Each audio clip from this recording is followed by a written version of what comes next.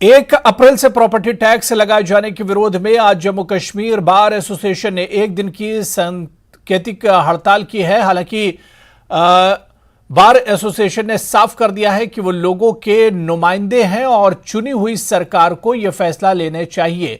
हम इसका विरोध करते हैं और अगर इस प्रॉपर्टी टैक्स को वापस नहीं लिया गया तो जम्मू बंद भी मनाया जाएगा। सरकार द्वारा हाल ही में एक आदेश जारी किया गया है जिसमें कि सरकार ने कहा है कि 1 अप्रैल 2023 से जम्मू कश्मीर के लोगों को प्रॉपर्टी टैक्स जो है वो देना पड़ेगा। उसको लेकर अलग अलग तरह की आवाज़ें जो हैं वो सामने आ रही हैं। कुछ लोग कह रहे हैं कि बाकी स्टेट्स की तरह जम्मू कश्मीर में भी अगर ये लगता है तो उससे डेवलपमेंट होगी। वहीं अपोजिशन पार्टीज़ का ये कहना है कि इसके खिलाफ जो है एक मुहिम छेड़ेंगे और प्रॉपर्टी टैक्स जम्मू कश्मीर में नहीं लगना चाहिए, लोगों को इससे नुकसान होगा। वहीं हाईकोर्ट बार एसोसिएशन ने भी कल एक प्रेस वार्ता की थी जिसमें उन्होंने कहा था कि ये जो टैक्स है वो आम जनता पर बोझ होगा और इसे नहीं लगाना चाहिए। और आज हाईकोर्ट बार एसोसिएशन द्वारा जितने भी जो एडवोकेट्स हैं उन्होंने आज का जो वर्क है वो सस्पेंड रखा है, पेन डाउन स्ट्राइक रखी है। सुरजीत अंडोत्रा जी जो general secretary high court bar association के, वो हमारे साथ मौजूद हैं। सुरजीत जी, क्या कुछ मकसद है आज की इस पेन डाउन स्ट्राइक का? देखिए, मैं आपको पिछले कई महीनों से ये सुबगाहट थी कि कोई प्रॉपर्टी टैक्स नाम की कोई चीज़, चिड़िया जो है वो जम्मू कश्मीर में भी अपने पंख फहरा रही है। लेकिन कई जगह से कई पॉलिटिकल पार्टीज़ के लोगों ने जो इनडायरेक्टली डायरेक्टली सत्ता के साथ जुड़े हुए थे, उनका आश्वासन आता रहा कि ऐसा कुछ नहीं होने वाला है। लेकिन परसों की रात अचानक से एक एसओ के थ्रू जो है, मैं तो ये कहूँगा कि जो बिना चुनी हुई लोगों की सरकार के द्वारा, जो ऊपर से बिठाए हुए लोगों द्वारा, जो एलजी एडमिनिस्ट्रेशन ने जो था एक एसओ निकाला और लोगों को ये फरमान जारी कर दिया कि आप जो है 1 अप्रैल से एक और जजिया, एक और tax, toll tax, Jammu Kashmir को तो आजकल नाम ही टोल टैक्स का दे दिया हुआ है, और ऊपर से ये अब जो है प्रॉपर्टी टैक्स जो है ये जम्मू कश्मीर के गरीब अवाम, क्योंकि ये लोग जो यूटी एडमिनिस्ट्रेशन को आज रन कर रहे हैं, एक टाइम पे ये कहा जाता था, सेंटर की सरकार भी ये कह रही थी और यूटी एडमिनिस्ट्रेशन भी कह रही थी कि पिछले 70 सालों की सरकारों ने जम्मू कश्मीर को लूटा है।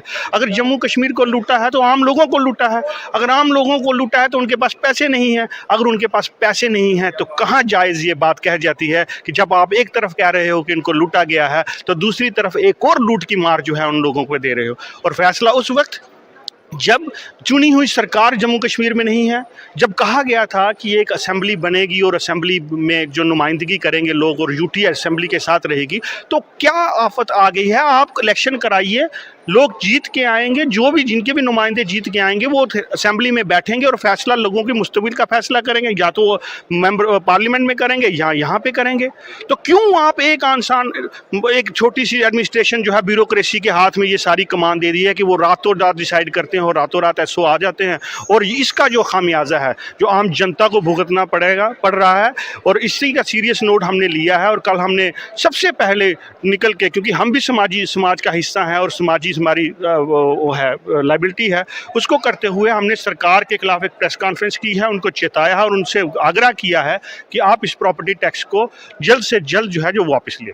अब क्या आगे की स्ट्रेटजी रहने वाली है आज की पेन डाउन स्ट्राइक के बाद? क्या कुछ हाई कोर्ट का रवैया रहेगा अगर ये ऑर्डर वापस नहीं होता? देखिए, जहाँ तक बार एसोसिएशन की बात है, बार एसोसिएशन ने कल ही क्लियर कर दिया है, हमारे प्रेसिडेंट साहब ने इस बात को वाजे कर दिया था कि अगर सरकार ने हमारी बात नहीं मानी तो हम बीइंग ए सिविल सोसाइटी का हिस्सा होने का, हम सारी सिविल सोसाइटी को लामबंद करेंगे, सारी पॉलिटिकल पार्टीज को लामबंद करेंगे, सारी सोशल ऑर्गेनाइजेशन के साथ बैठेंगे, सभी के साथ हम लोग मुतालबा करेंगे और आगे की लड़ाई कैसे लड़नी है उसके लिए तैयारी करेंगे। और मैं आपको बात कह दूं कि जब भी जम्मू कश्मीर बार एसोसिएशन ने लड़ाई का मन बनाया हो और इन बातों के ऊपर जो लोगों को, आम लोगों को, अगर इन्होंने तब तक के लिए मुतबिल नहीं किया जब तक चुनी हुई सरकार नहीं आती, तो हम जो है सड़कों पे भी उतरेंगे, सरकार के साथ खिलाफ मुजाहरा भी करेंगे। और अगर ज़रूरत पड़ी तो हमारे प्रधान साहब ने कल ही अनाउंस कर दिया था कि अगर जम्मू बंद की बात भी हमें करनी पड़ी तो हम उससे पीछे नहीं हटेंगे। हमारी डिमांड क्लियर है कि इस प्रॉपर्टी टैक्स को जो है जल्द से जल्द सरकार वापस ले। जब तक चुनी हुई सरकार जो है राज्य में नहीं बनती है, जब तक माहौल लोगों का राज्य में नहीं बनता है, तब तक जो है वो ऐसी मार जो है लोगों को नहीं पड़नी चाहिए। धन्यवाद। शुक्रिया। तो साफ तौर पर लगातार हाईकोर्ट बार एसोसिएशन ने क्लियर कर दिया है कि जब तक चुनी हुई सरकार जम्मू कश्मीर में ना हो तब तक सरकार जो है ये प्रॉपर्टी टैक्स जैसे आदेश जो है जम्मू कश्मीर में लोगों के ऊपर ना थोपे, और अगर ऐसा होता है तो आने वाले दिनों में कड़ा रुख जो है वो बार एसोसिएशन का रहेगा। बाकी सिविल सोसाइटीज़ के साथ मिलकर हो सकता है कि जम्मू बंद की कॉल भी ये दें। नेटवर्किंग के लिए जम्मू से मैं रजत बोरा। तो धीरे धीरे मामला गर्माता जा रहा है। उधर प्रॉपर्टी टैक्स को लेकर शिवसेना बाला साहब ठाकरे की पार्टी ने टैक्स को वापस लेने की मांग की है। एलजी मनोज सिन्हा को ज्ञापन सौंपने के लिए शिवसेना बाला साहब ठाकरे पार्टी के सदस्य जम्मू के राजभवन के बाहर पहुंचे और टैक्स को वापस लेने की मांग की।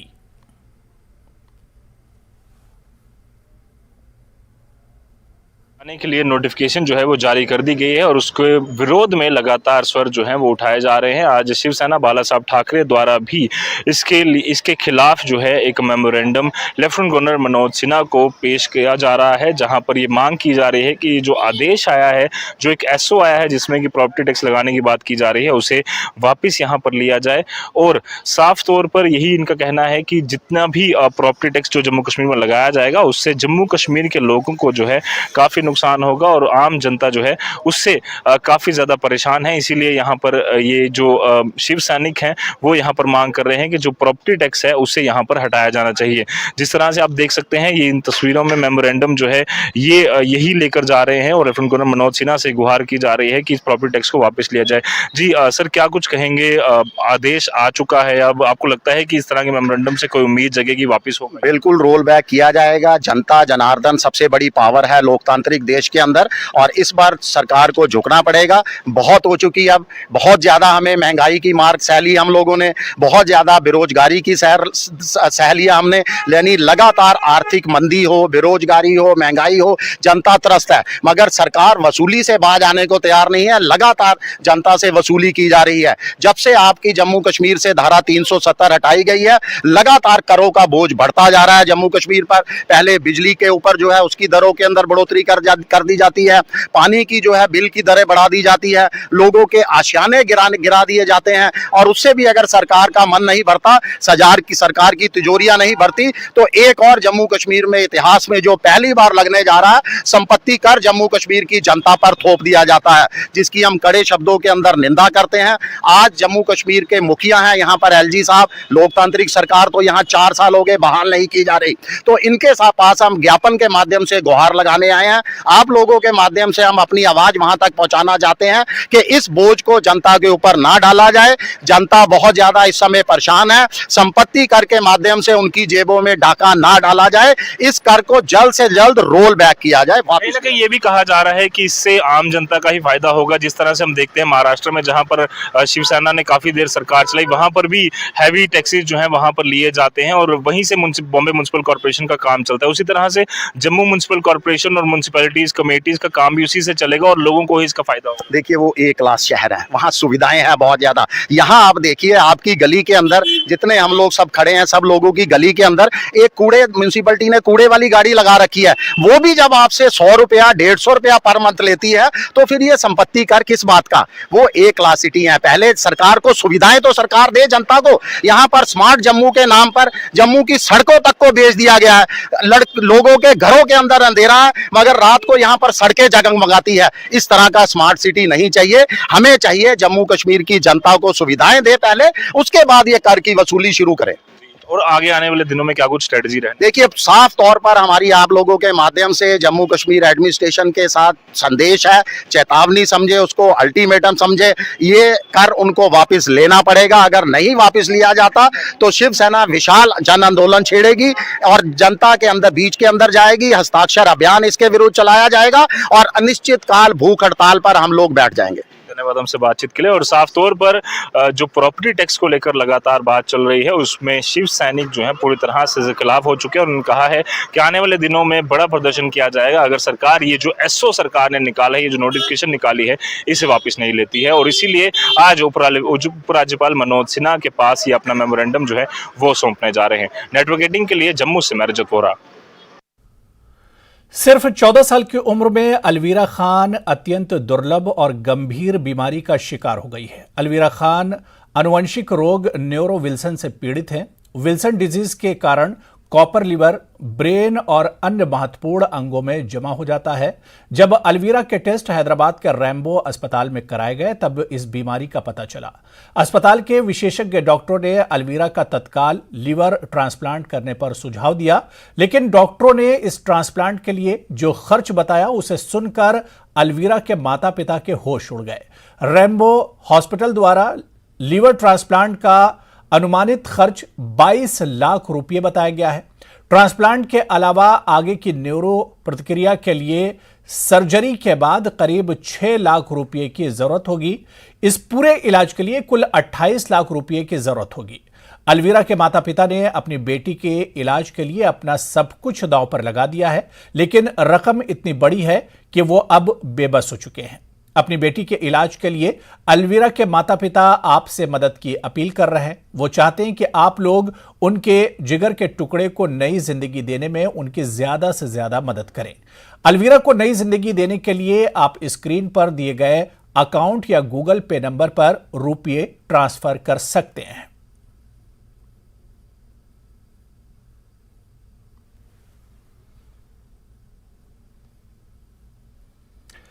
चलिए आगे बढ़ेंगे। जम्मू कश्मीर में कला और कलाकारों को प्रमोट करने की दिशा में सरकार एक बहुत अहम कदम उठाने जा रही है, जिसके चलते जल्द ही जम्मू विश्वविद्यालय में नेशनल स्कूल ऑफ ड्रामा का रीजनल सेंटर खोला जाएगा, जिसके लिए खुद जम्मू कश्मीर के उपराज्यपाल मनोज सिन्हा की ओर से कदम उठाए जा रहे हैं।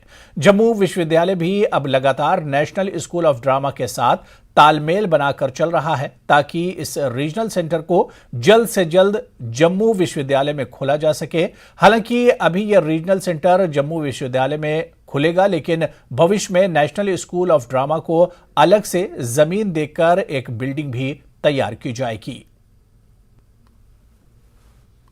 इसमें जब इनागुरल में महामहिम उपराज्यपाल जी आए थे तो उन्होंने फिर दोहराया, एक बार पहले ही उनके ऑफिस से एक इनिशिएटिव हुआ था कि जम्मू में थिएटर एजुकेशन का कोई एक regional centre national school of drama का खोला जाए।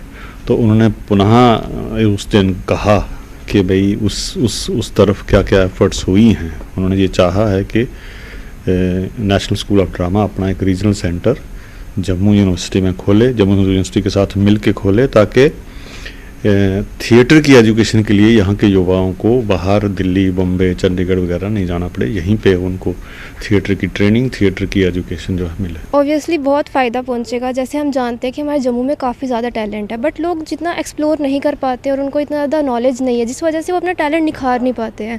तो इसको खोलने से बहुत बच्चों को फ़ायदा मिलेगा, वो अपना टैलेंट बाहर दिखाएंगे और हमारा इंडिया भी काफ़ी आगे बढ़ेगा। इससे उनको काफ़ी ज़्यादा फ़ायदा होगा, उनके फील्ड, वो अपने फील्ड में काफ़ी आगे बढ़ेंगे। वो अपना टैलेंट नहीं दिखा पा रहे हैं और हमारे काफ़ी ज़्यादा जम्मू के बच्चे हैं जो काफ़ी ज़्यादा मतलब पीछे रह रहे हैं। कम से कम वो इस वजह से अपना टैलेंट दिखाएंगे और कम से कम आगे बढ़ेंगे अपने फील्ड में। देखिए बात ऐसी है कि मतलब फ़ायदा तो मतलब काफ़ी होगा। हम यहाँ पे अगर वो सेंटर अगर इधर ही खुल जाए तो मतलब कितना ज़्यादा मतलब फ़ायदा होगा हम स्टूडेंट्स को। वैसे यहाँ से कितने स्टूडेंट्स मतलब जो बाहर जाते हैं, बाहर उनका मतलब कितना वक्त उनका लगता है, उनके मतलब कितने पैसे लगते हैं, ट्रैवलिंग के लिए टाइम कितना लगता है। तो अगर यहाँ पे अगर खुल जाए तो मतलब काफ़ी आसान हो जाएगा। हम सब वहाँ पे मतलब जाएंगे तो हमारे लिए अच्छा हो जाएगा। जम्मू में ऐसे कई बडिंग आर्टिस्ट हैं जो सिनेमा में, थिएटर में और फिल्मों में जाना चाहते हैं, लेकिन सही एक्सपोजर ना होने की वजह से वो पीछे रह जाते हैं। इसी भावना को समझते हुए जम्मू यूनिवर्सिटी की तरफ से अब नेशनल स्कूल ऑफ ड्रामा का एक regional centre Jammu university campus में खोला जाएगा। मकसद साफ है कि इन्हीं युवाओं को, इन्हीं बडिंग आर्टिस्ट को एक मौका देना है, ताकि वो कम समय में और कम पैसे में अच्छी ट्रेनिंग मिल लें और अपने सपनों को पूरा कर पाए। कैमरामैन चांद के साथ राजन वैद, न्यूज़ 18 जम्मू।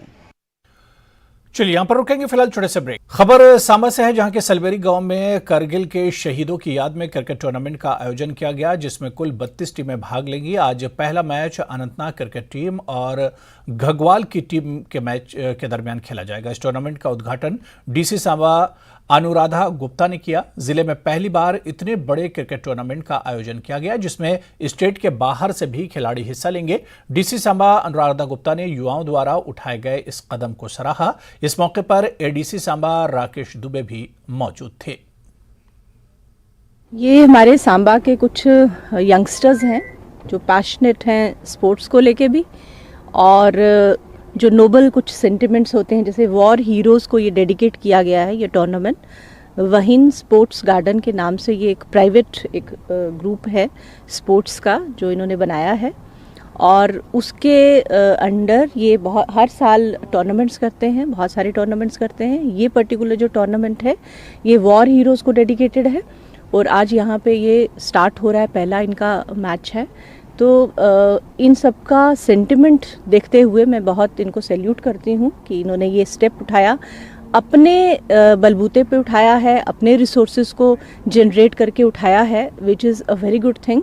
और मैंने इनसे अब ये रिक्वेस्ट भी की है कि ये सिंस ये इतने पब्लिक स्पिरिटेड यंगस्टर्स हैं, तो ये डिस्ट्रिक्ट एडमिनिस्ट्रेशन का और गवर्नमेंट का साथ दूसरी चीज़ों में भी दें, जैसे स्वच्छता की मैंने इनसे बात की है, उसमें हमारी मदद करें और नशा मुक्ति में हमारी मदद करें। तो ये इस तरह के जो यूथ है, इस तरह के जो यंगस्टर्स हैं, यही समाज को आगे लेके जा सकते हैं। और स्पोर्ट्स एक बहुत ही अच्छा माध्यम है जिस माध्यम से बच्चों की एनर्जी को एक क्रिएटिव दिशा में लिया जा सकता है, और उसके लिए जो काम कर रहे हैं उसके लिए मैं बहुत बहुत इनको बधाई देती हूँ, बहुत सारी शुभकामनाएं देती हूँ। बेसिकली यहाँ पे टोटल 32 टीम्स पार्टिसिपेट करेगी, और ये टूर्नामेंट हम लोग हर साल करवाते हैं वार हीरोज़ के नाम से, जो कारगिल में शहीद हुए थे, तो हम उनके नाम से हर साल ये टूर्नामेंट करवाते हैं। तो पहले ये टूर्नामेंट गुड़ा में होती थी, ये फर्स्ट टाइम टूर्नामेंट हम यहाँ पे ऑर्गेनाइज़ करवा रहे हैं, यहाँ शुभम खजूरिया क्रिकेट अकेडमी पे।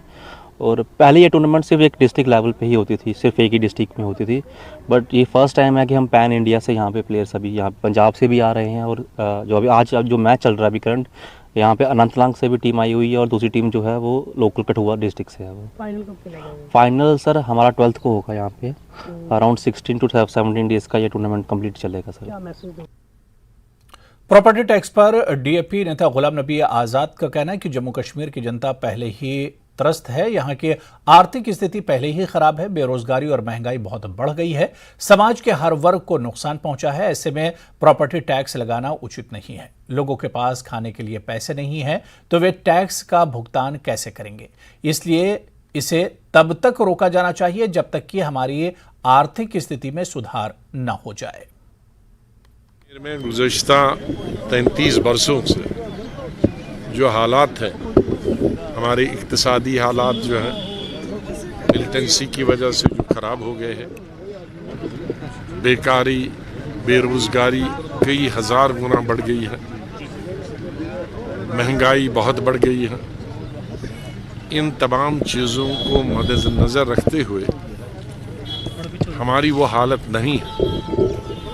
इन बरसों में हमारा जो टूरिज़्म है वो भी बहुत सफ़र हुआ, हमारा हैंडीक्राफ्ट वो सफ़र हो गया, हमारा जो हार्टिकल्चर था वो सफ़र हो गया। तो चारों तरफ से जम्मू कश्मीर के अवाम को नुकसान हुआ है। तिजारत जो करने वाला तिजारतकार था उसको नुकसान हुआ, चाहे वो जम्मू का हो कश्मीर का हो। ट्रांसपोर्टर जो है उसको नुकसान हो गया, कोई तबका दुकानदार हो उसको नुकसान हो गया। कोई जम्मू कश्मीर का एक इंसान नहीं है लखनपुर से लेकर और टंगदार तक जिसका नुकसान नहीं हुआ। और इन हालात में अब हम उनसे ज़मीन भी छीन लें, उन पे बिजली का टैक्स भी बढ़ाएं, उनका घर का टैक्स भी बढ़ाएं, उनका प्रॉपर्टी टैक्स भी बढ़ाएं, तो लाएंगे कहाँ? आमदनी का ज़रिया बहुत कम हो गया है इन 33 सालों में। और गुज़श्ता 4-5 सालों से जब से आर्टिकल 370 ख़त्म हुआ या यूटी बनी और उसके बाद कोविड आ गया और कमर टूट गई है लोगों की। तो बहुत सारे हमारे अवाम हैं, राशन जो 35 किलो था वो 5 किलो हुआ। तो किसी किस्म की राहत हमारे लोगों को नहीं है, किसी किस्म की आमदनी नहीं है। जहाँ आमदनी नहीं है तो टैक्स कैसे भरेंगे? इंसान टैक्स भरने में कोई, हमें टैक्स देने में कोई दिक्कत नहीं है हमारे लोगों को, लेकिन पहले आमदनी तो हो। हम जानते हैं कि टैक्स भी हमारे लिए काम आएगा, लेकिन लोगों के लिए वो सकत होनी चाहिए, वो पैसा होना चाहिए। अभी तो खाना खाने के लिए पैसा नहीं है, 2 वक्त की रोटी के लिए, तो टैक्स कहाँ से दें? तो इसलिए मैं सरकार से अपील करूँगा कि इसे कुछ 4-5 साल तक अभी रोकना चाहिए, जब तक हमारी इक़्तिसादी हालत बेहतर न हो। टूरिज़्म 5-6 साल मुतवातर चले, मुसलसल चले। डीएचपुरा के नंदीमर्ग इलाके के पास भूस्खलन हुआ है। इससे कथित तौर पर कुछ दुकानों और आसपास के घरों को नुकसान पहुंचा है। नंदीमर्ग डीएचपुरा मार्ग पूरी तरह से बंद है, जिससे लोगों को असुविधा हो रही है। अब्दुल मजीद साहब इस शाल मच रात क्यों आव यह लैंडस्लाइड क्या कत पे आव तो तुम कत तम सात होबर जनाब ये नम या रात 2:30 बजे यमो 5 टास पे बूज ना मकान आय ना वसित हम गई नंद्र मन हुशियार यमो कर पे ओर योर रबत तो यमो मन द्राय तमें सत पे मकान तसित मगर बना मे गवर्नमेंटन के तरफ मन शाड़ तोर्मुत मे मदद तोर्मुत तम दह 2018 मज नुकसान कूता गो नुकसान गो मे गो लगभग रॉपियस 4 लाख नुकसान कुन कुछ जानी नुकसान जानी नुकसान गो तो क्या अपील गवर्नमेंटस यहाँ के लोकन अपील कर मे करियो मदद। और बिल्कुल हमारे साथ कुछ और लोग भी मौजूद हैं। तो इन नाम फैज अहमद राथर। फैज साहब ये बताइए कैसे ये वाकया पेश आया? ये वाकया रात के 2:30 बजे ये वाकया पेश आया सर। उसके बाद ये 2 मकान इसमें डैमेज आए सर, 2-3 दुकानें सर। इनके पास कुछ नहीं है सर, कुछ सहारे नहीं है सर। 3 बच्चे आमा है सर, ये देख कर भी नहीं सकता सर कुछ सर। इस वक्त ये कभी किसी जगह अगर मतलब जगह बैठने के लिए नहीं सर, बहुत प्रॉब्लम। हम लोगों की अपील करता सर, गुजारिश करता सर, अगर कुछ 10 रुपया 20 रुपया इसको खाते में डाले, इनका घर बसर हो जाएगा सर। और बिल्कुल हमारे साथ कुछ और भी हैं। तो नाव अफरोजा अफरोजा तो वो क्या दलील कत पे आव ये लैंडस्लाइड तो कूता नुकसान गो तुम सर हेको वन यह कूता नुकसान गो तुम बास यह शड़ अत रॉपियस 2 लाख लगे मगर मे अब्दुल मजीद हजाम खानदार यह आमा अस बासान यह अरबु बोध तो खरबु बोध। आम इंसान हेक वन यह दप यह रॉपिय लचों क्या रॉपियस 5 सासन मगर अस बासान खबर कूता यह वन अपील कर लुकन गवर्नमेंटन अगर कंस फीसबी लिल्ला आस मदद अगर कर 10-20 रॉपिय अस दार कर्ज कहन मे बच्चे 3 मे यमिस पाने खानदर तोर्मुत बन हेक मालन तन मे आव वनकन बनित मे करो मदद ना जानी नुकसान ना सर बह मालन गमस बच्चे 3 हेत खानदार रात तोड़। बजट के बाद के पहले वेबिनार को संबोधित करते हुए पीएम मोदी ने कहा कि भारत नवीकरणीय ऊर्जा संसाधन में जितना कमांडिंग पोजीशन में होगा उतना ही बड़ा बदलाव वो विश्व में ला सकता है। पीएम मोदी ने कहा कि भारत में सोलर बायोगैस का पोटेंशियल किसी गोल्ड माइन से कम नहीं है। भारत में गोबर से 10,000 मिलियन क्यूबिक मीटर बायोगैस की उत्पादन की संभावना है।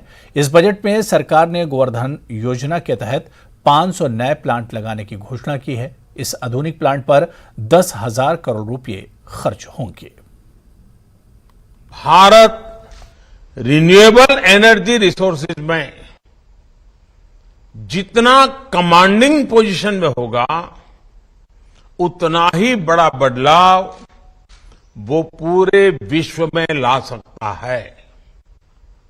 ये बजट भारत को ग्लोबल ग्रीन एनर्जी मार्केट में एक लीड प्लेयर के रूप में स्थापित करने में भी अहम भूमिका निभाएगा।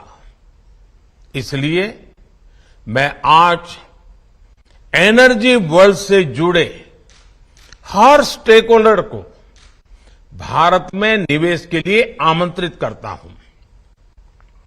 विश्व आज अपनी रिन्यूएबल एनर्जी सप्लाई चेन को डाइवर्सिफाई कर रहा है। ऐसे में इस बजट के माध्यम से भारत ने हर ग्रीन इन्वेस्टर को अपने यहां निवेश का बेहतरीन अवसर दिया है। ये इस सेक्टर में आ रहे स्टार्टअप के लिए भी बहुत ही उपयोगी साबित होने जा रहा है। चलिए, यहां पर फिलहाल इस बुलेटिन में इतना ही। नमस्कार।